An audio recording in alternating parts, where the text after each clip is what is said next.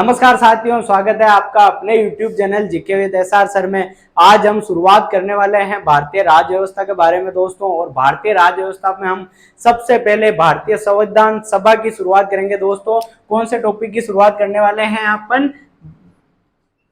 भारतीय संविधान सभा।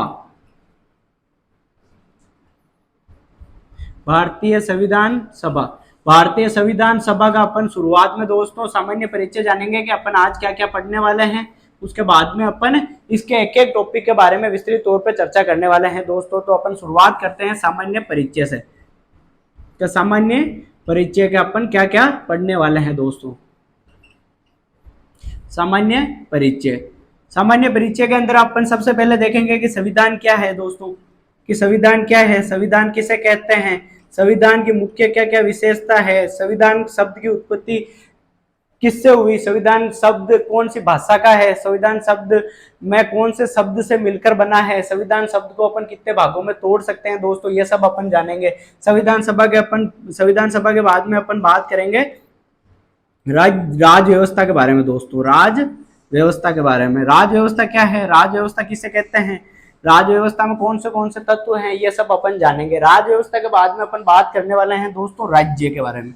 राज्य किसे कहते हैं, क्या भारत एक राज्य है, क्या राजस्थान एक राज्य है, राज्य के कौन से तत्व हैं। राज्य के बाद में अपन बात करेंगे दोस्तों राज्य के तत्वों के बारे में। किसके बारे में बात करेंगे? राज्य के तत्व के बारे में।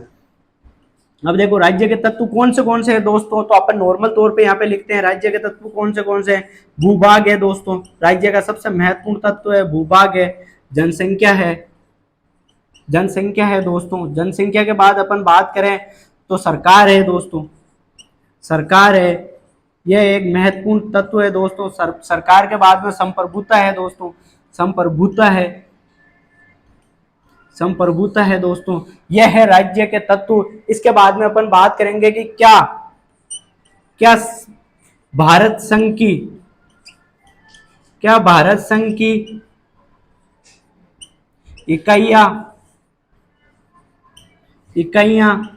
राज्य हैं, क्या भारत संघ की इकाइयां राज्य हैं दोस्तों। इसके बाद में अपन बात करने वाले हैं क्या यूएनओ एक राज्य है, क्या यूएनओ यूनाइटेड नेशन ऑर्गेनाइजेशन एक राज्य है, क्या एक राज्य है दोस्तों। इसके बारे में बात करेंगे अपन। और लास्ट में अपन बात करेंगे सरकार के अंग के बारे में दोस्तों। तो सरकार के अंग कौन से हैं, इसके बारे में अपन विस्तृत तौर पे बात करेंगे दोस्तों कि सरकार के अंग कौन से हैं। अभी अपन देखेंगे तो सबसे पहले कौन सा आता है दोस्तों? विधायिका। विधायिका आता है दोस्तों। विधायिका के बाद में कौन सा आता है दोस्तों? कार्यपालिका। कार्यपालिका। और अपन कार्यपालिका के बाद में बात करेंगे दोस्तों न्यायपालिका। इन तीनों के बारे में अपन विस्तृत तौर पे बात करेंगे। इनके कौन से पार्ट है दोस्तों, इसके बारे में अपन बात करेंगे दोस्तों न्यायपालिका। यह है संविधान सभा का सामान्य परिचय। ये दोस्तों आप एक बार नोट कर लो, एक सेकंड में साइड में हो जाता हूँ। उसके बाद में अपन इसके बारे में इसको मिटा के अगले इसके बारे में चर्चा करते हैं दोस्तों। आशा करता हूँ आपने अब लिख लिया होगा दोस्तों। आप वीडियो को रोक कर देख सकते हैं दोस्तों। आगे अपन बात करते हैं दोस्तों इसके बारे में। तो सबसे पहले अपन शुरुआत करेंगे दोस्तों, ये आपने नोट कर लिया होगा। सबसे पहले अपन शुरुआत करेंगे संविधान किसे कहते हैं। संविधान किसे कहते हैं, संविधान क्या है, संविधान का क्या महत्व है एक देश के अंदर। तो अपन बात करेंगे संविधान के बारे में दोस्तों। संविधान किसे कहते हैं दोस्तों, सबसे पहले अपन इसके बारे में बात करेंगे दोस्तों। तो संविधान है नियमों, कानूनों व परंपराओं का ऐसा संकलन जो किसी देश को के शासन संचालन में जो जिसकी मुख्य भूमिका है दोस्तों, उसे क्या कहते हैं? संविधान कहते हैं। तो इसका क्या परिभाषा क्या है दोस्तों? नियमों, नियमों, कानूनों, कानूनों एवं परंपराओं, परंपराओं का ऐसा संकलन, ऐसा संकलन, संकलन जो किसी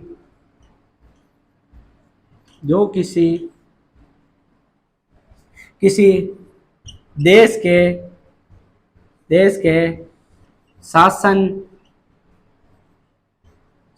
संचालन में शासन संचालन में उपयोग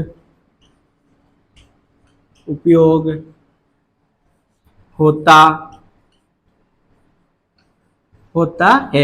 अब देखो दोस्तों, संविधान की परिभाषा अपन ने लिखी है दोस्तों, इसके क्या क्या मायने हैं, क्या इसका अर्थ निकलता है दोस्तों। तो संविधान किसे कहते हैं? नियमों, कानूनों एवं परंपराओं का ऐसा संकलन जो किसी देश के शासन संचालन के उपयोग में आता है, उसे क्या कहते हैं? संविधान कहते हैं दोस्तों। अब अपन संविधान शब्द के बारे में बात करेंगे। किसके बारे में बात करेंगे दोस्तों?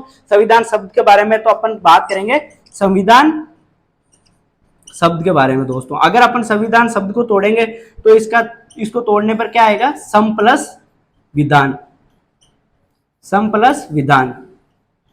अब देखो, सम का अर्थ क्या होता है दोस्तों? सम का अर्थ होता है बराबर।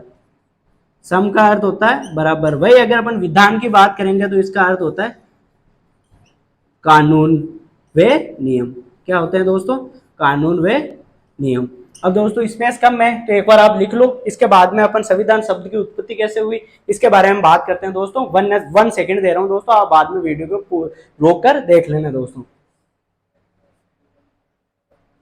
हाँ दोस्तों, तो जैसे कि आपने ये लिख लिया होगा, इसके बारे में अपन अब बात करते हैं संविधान शब्द की उत्पत्ति कैसे हुई दोस्तों। संविधान शब्द की उत्पत्ति के बारे में जानेंगे। संविधान शब्द या संविधान शब्द कौन सी भाषा का शब्द है दोस्तों, और ये कहां से आया है दोस्तों, इसके बारे में अपन बात करेंगे। तो अब सबसे पहले देखो कि संविधान शब्द की उत्पत्ति संविधान शब्द की उत्पत्ति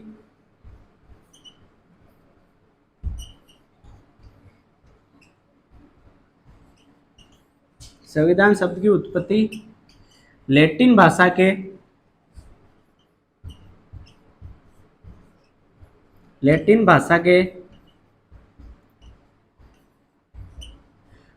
कॉन्स्टिट्यूट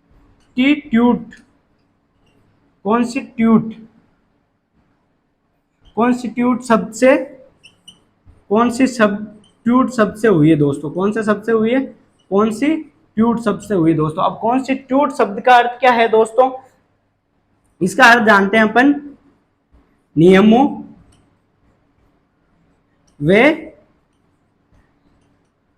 कानूनों के माध्यम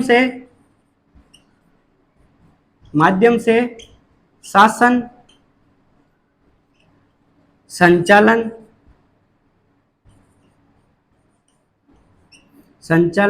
करने वाला सिद्धांत। शासन संचालन करने वाला सिद्धांत, यह होता है दोस्तों संविधान शब्द का अर्थ।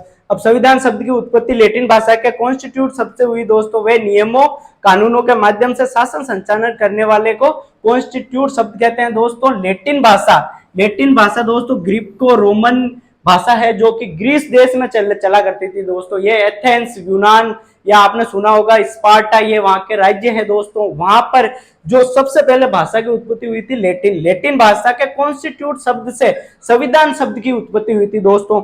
ये आप एक बार नोट करो। इसके बाद में अपन राज्य व्यवस्था के बारे में बात करते हैं दोस्तों। राज्य व्यवस्था किसे कहते हैं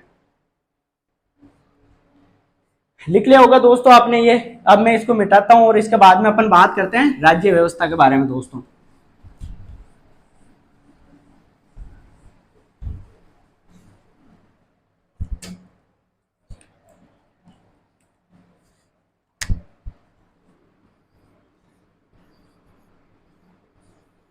राज व्यवस्था, अब देखते हैं दोस्तों राज व्यवस्था किसे कहते हैं।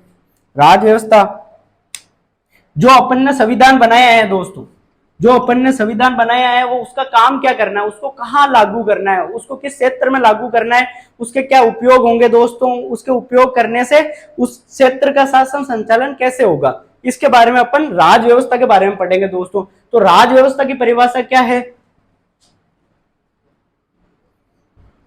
संविधान को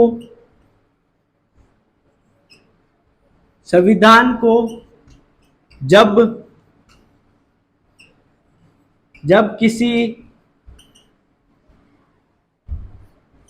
एक देश या राज्य में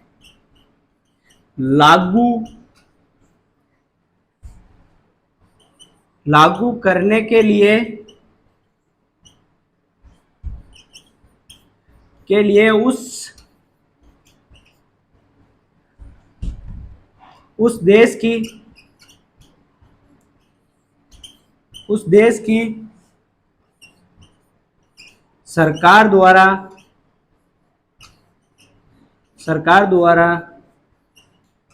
जो व्यवस्था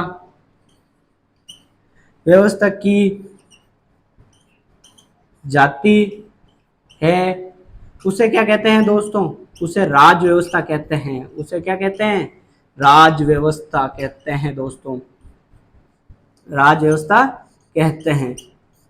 अब आप देखो भाई, जो अपन ने संविधान निर्माण करा है उसका अपन को उपयोग क्या करना है? तो अपन को उपयोग करना है किसी क्षेत्र में, किसी देश में, किसी राज्य में, जो हम जिस क्षेत्र में अपन उपयोग करते हैं उसका, और उस क्षेत्र में उसको लागू करके जो वहां की सरकारें हैं उसको उस क्षेत्र में लागू करके वहां की विधियों को पालन करवाना, वहां के लोगों को पालन करवाना, इसके बारे में अपन अभी विस्तृत तौर पर बात करेंगे दोस्तों की। अब अपन बात करें कि भाई ऐसी क्या आवश्यकता पड़ी भारत के लोगों को और कैसे संविधान का निर्माण हुआ, संविधान सभा से पहले क्या क्या चुनौतियां आई, देश आजाद हुआ तब देश में कौन से सांप्रदायिक दंगे हुए देश में, अपन बात करेंगे कि संविधान भारत व पाकिस्तान आज सेम स्टेज पे दोनों देश आजाद हुए, उसके बाद भी भारत आज कितना आगे गया और पाकिस्तान कितना पीछे है, इसके मुख्य क्या क्या कारण है दोस्तों, कैसे दोनों देशों में विविधता है और कैसे भारत आज एक सफल राष्ट्र बना है और पाकिस्तान आज असफल राष्ट्र बना है दोस्तों, इसके बारे में अपन अब विस्तृत तौर पे बात करते हैं। यह आपने लिख लिया होगा दोस्तों, राज व्यवस्था की परिभाषा,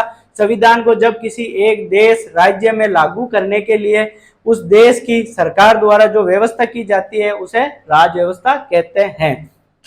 अब इसके बारे में लिख लिया होगा दोस्तों आपने।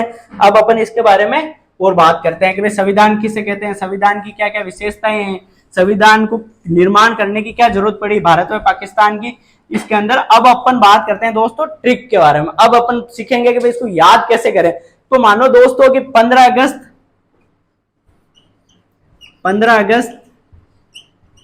1947 को अपना देश आजाद हुआ। कब आजाद हुआ? 15 अगस्त 1947 को आजाद हुआ। तो अपने देश के अंदर यह मान लो कि यह नई दिल्ली है, यह मान लो कि नई दिल्ली है। नई दिल्ली के अंदर आपको पता है हर जगह बस स्टैंड होता है। माना कि एक बस स्टैंड है, माना कि यह बस स्टैंड है नई दिल्ली के अंदर, बस स्टैंड है दोस्तों। यहाँ पे लोग खड़े हैं, यहाँ पे भी लोग खड़े हैं, बहुत सारे लोग खड़े हैं। माना कि ये लोग खड़े हैं, देश आजाद हो चुका दोस्तों, ये लोग खड़े हैं। तो अब देखो एक बस यहां पे चिल्ला रही है दिल्ली और एक देश चिल्ला रही है इस्लामाबाद। अब ये मानना है दोस्तों ये इस्लामाबाद है पाकिस्तान और दिल्ली है भारत, यह आपको मानना है दोस्तों। तो अब देखो बस स्टैंड पे दो तरह की बस होती है, एक तो गवर्नमेंट बस होती है और एक प्राइवेट बस होती है दोस्तों। तो आप ध्यान देना कि जो गवर्नमेंट बस वाला है वो आवाज दे रहा है दिल्ली चलो दिल्ली चलो दिल्ली चलो दिल्ली चलो, कि फिर वो जितने भी यात्री हैं वो देखेंगे कि भाई दिल्ली अपने को तो जाना ही नहीं है, अपन क्यों चले दिल्ली, भाई दिल्ली अपना क्या है।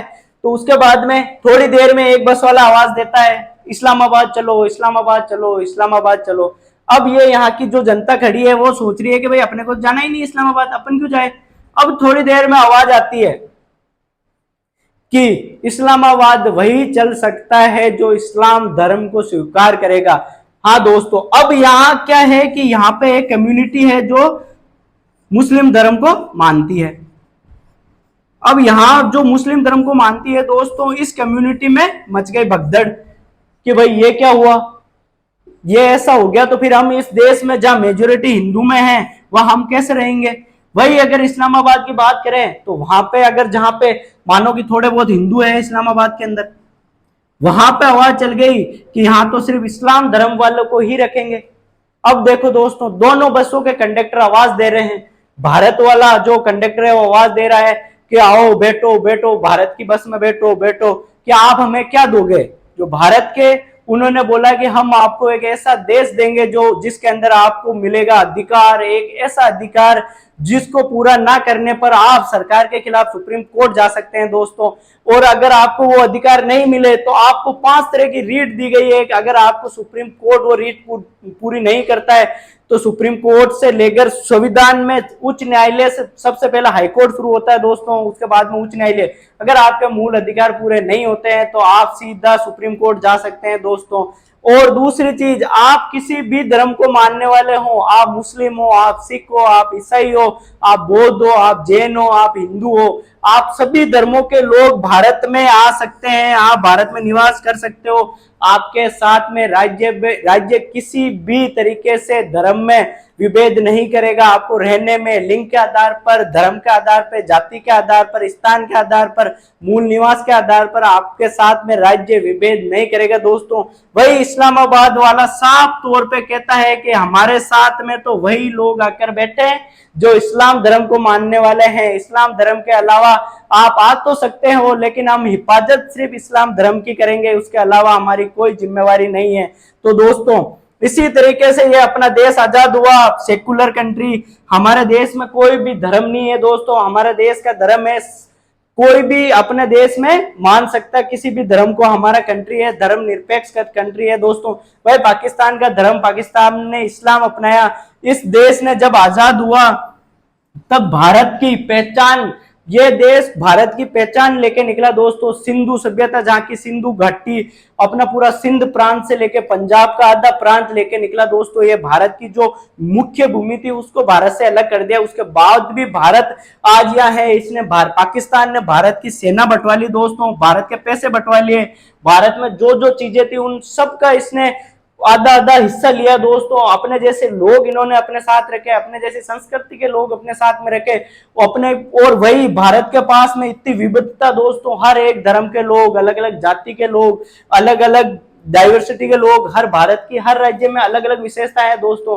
भारत की हर राज्य में अलग भाषा है दोस्तों। उसके बावजूद भी भारत आज इस कदर खड़ा है कि पाकिस्तान से आज कई गुना ज्यादा भारत की इकोनॉमी है दोस्तों। आपको शायद याद होगा कि ताज होटल पर जब पाकिस्तान से आए कुछ आतंकवादियों ने हमला करा था दोस्तों, उसके बाद में टाटा की जो पाकिस्तान की जो वर्तमान में जो ताज होटल है दोस्तों, उस पर उसका जो मालिकाना हक है वो टाटा का है दोस्तों, उस पर हमला करा था और बहुत सारे लोगों की पाकिस्तानी आतंकवादियों ने जान ली थी दोस्तों। मैं आपको बताता हूं कि आज टाटा की इकोनॉमी पाकिस्तान की कुल नेटवर्थ से ज्यादा है दोस्तों। जितना पाकिस्तान के अंदर फॉरेन रिजर्व नहीं है उससे ज्यादा अपनी टाटा की वैल्यू है दोस्तों। अपने देश की कंपनियां कितनी ज्यादा ग्रो कर रही है और बहुत जल्द अपना देश विकसित राष्ट्र की ओर अग्रसर है दोस्तों।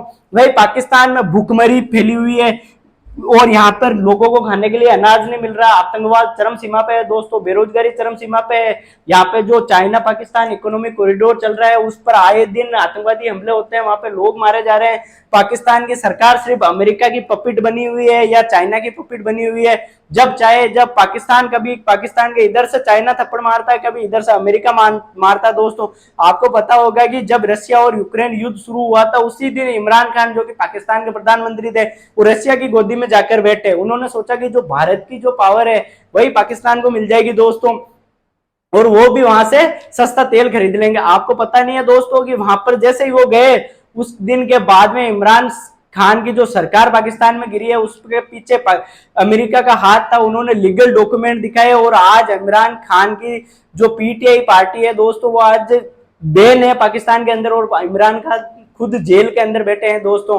अब आप देख सकते हो कि पाकिस्तान की क्या हालत है दोस्तों। उन्होंने अपने साथ में भारत की पहचान, भारत का नाम, सारी चीजें, जो सिंध जो प्रांत था वो सारी चीजें लेने के बाद भी आज पाकिस्तान इतना पिछड़ा हुआ है और भारत आज किस ऊंचाइयों पे खड़ा है दोस्तों। आपको पता है भारत दुनिया की 5वीं सबसे बड़ी अर्थव्यवस्था है और बहुत जल्दी भारत 3री अर्थव्यवस्था बन जाएगा दोस्तों। मैं आपको बताता हूँ कि भारत के आगे बढ़ने के पीछे क्या क्या कारण थे। भारत के संविधान निर्माण में भारत के जो मैन बुद्धिजीवी लोग थे उन्होंने संविधान को इस प्रकार से बनाया कि भारत के लोग विविधता में एकता बनाए रखें। कभी भी चाहे कोई भी हो, चाहे न्यायपालिका हो, चाहे विधायिका हो, चाहे संसद हो, चाहे कार्यपालिका हो, मतलब वो भी किसी भी शक्ति का अधिग्रहण नहीं कर सकती है दोस्तों। आपको ये पता है कि भारत में अगर विधायिका कुछ ऐसा कानून बनाती है तो सीधे तौर पे न्यायपालिका उस संविधान संशोधन को ही निरस्त कर देती है दोस्तों। अब आपको पता है कि भारत के लोगों को मिला मौलिक अधिकार, नीति निर्देशक तत्व मौलिक कर्तव्य है। भारत का राष्ट्रपति कौन होगा? आपको पता है कि भारत के राष्ट्रपति को देश का सर्वोच्च नागरिक माना गया है दोस्तों, जो कि चुना